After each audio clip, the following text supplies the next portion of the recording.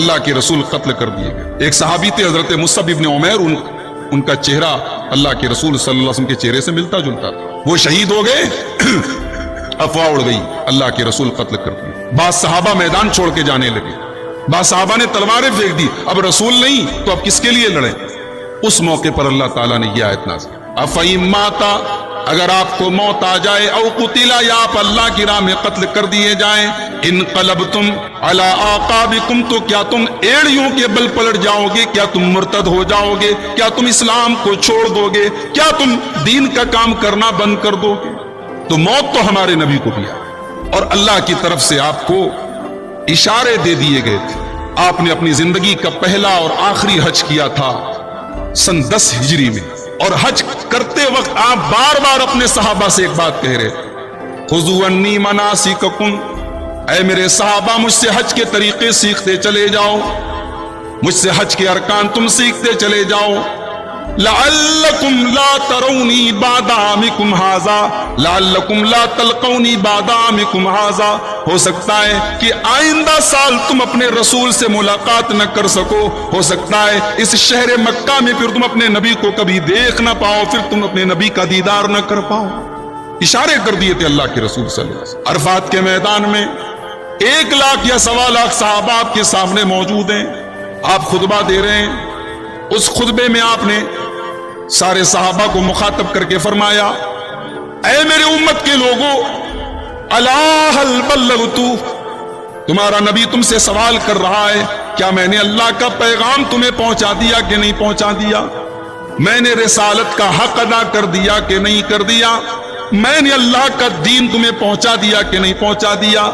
1.25 لاکھ کا مجمع ہے، 1 لاکھ کا مجمع ہے، کوئی لاؤڈ اسپیکر نہیں لگائے، کوئی مائک کا انتظام نہیں ہے، لیکن اللہ تعالیٰ نے اپنے نبی کی آواز کو ہر ایک صحابی کے کان تک پہنچایا، اور 1.25 لاکھ کے مجمع نے بیک زبان کہا، یا رسول اللہ قد بلغت وادیت ونصحت، یا رسول اللہ ہم گواہی دے رہے ہیں، ہم اقرار کر رہے ہیں کہ آپ نے اللہ کے دین کو پوری ایمانداری کے ساتھ ہمیں پہنچا دیا، آپ نے رسول ہونے کا حق ادا کر دیا، آپ نے اپنی امت کی بھلائی کے اندر کوئی کمی نہیں کی ہے، آپ نے اپنی امت کی بھلائی چاہنے میں کوئی کوتاہی نہیں کی ہے۔ آپ نے آسمان کی طرف انگلی اٹھائی،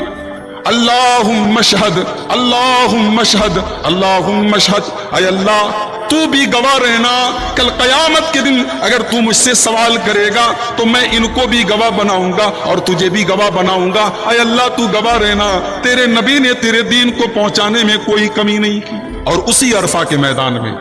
قرآن کی وہ آیت نازل ہوئی جس میں اللہ تعالیٰ نے تکمیل دین کا اعلان کیا، سورہ مائدہ کی وہ آیت، اليوم اکملت لکم دینکم واتممت علیکم نعمتی ورضیت لکم الاسلام دینا، وہ میرے بندو آج میں نے دین تمہارے لیے مکمل کر دیا، اور میں نے اپنی نعمتوں کو تم پر تمام کر دیا، اور اسلام کو تمہارے لیے دین کے اعتبار سے چن لیا، اب کوئی دوسرا دین ہماری بارگاہ میں قبول نہیں ہوگا، اسلام ہی کو قبول کیا جائے گا، اسلام کو میں نے چن لیا۔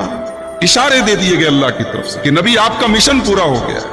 اب آپ کی رخصتی کا وقت قریب آ رہا۔ جانتے ہو قرآن میں کتنی سورتیں؟ 114 سورتیں۔ قرآن کی سب سے آخری سورت کون سی ہے؟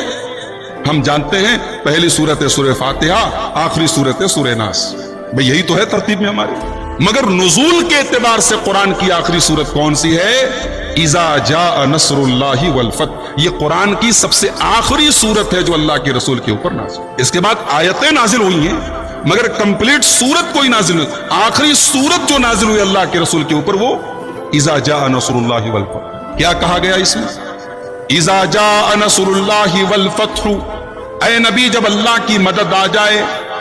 جب اللہ کی طرف سے فتح و کامرانی کا پیغام آ جائے، جب اللہ کا دین غالب ہو جائے، وَرَأَيْتَ النَّاسَ يَدْخُلُونَ فِي دِينِ اللَّهِ أَفْوَاجًا، اور آپ یہ دیکھیں کہ لوگ اللہ کے دین میں فوج در فوج داخل ہو رہے ہیں، تو اے نبی فَسَبِّحْ بِحَمْدِ رَبِّكَ وَاسْتَغْفِرْ، تو آپ اللہ کا شکر ادا کریں، اللہ کی تسبیح بیان کریں، اللہ سے استغفار کرتے رہیں، إِنَّهُ كَانَ تَوَّابًا، وہ سب سے زیادہ معاف کرنے والا، وہ توبہ قبول کرنے والا ہے۔